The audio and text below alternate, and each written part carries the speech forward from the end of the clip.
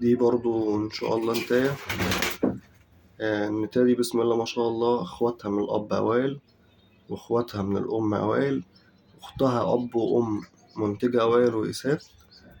الأب يعني يعتبر من أفضل خطوط اللي نزلت في مصر في آخر مثلا 20 سنة. الأب خط أستاذ مجدي غبريال سبيدي في القنبلة في الاستافل 2002 ولاد مهاب. بالنسبة لأم النتاية دي، أمها أمبريد الجوز الذهبي اللي هما الستانفيتر في الأو فايف. طبعا الجوز دول يا جماعة كان الكابتن محمد رشرم الله يرحمه اللي كان منزلهم مصر، كانوا فرخ الخارج. والجوز دول لما سابوا هنا في مصر عملوا طفرات عند أبطال كتير جدا، منهم البطل أحمد الجزار، ومنهم فرع متغمر هنا عندنا، ومنهم أبطال بنها كتير جدا، البطل خالد أبو المعاطي. الحمام ده عمل نتائج كويسة جدا في مصر، كسبان من أول 150 كيلو لحد 800 كيلو لحد أسوان، كسبان أول أسوان.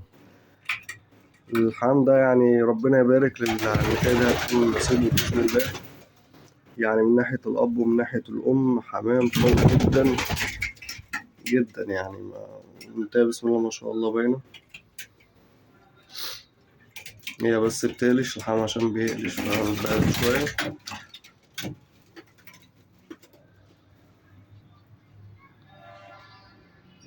إن شاء الله ربنا يبارك لصاحب النصيب.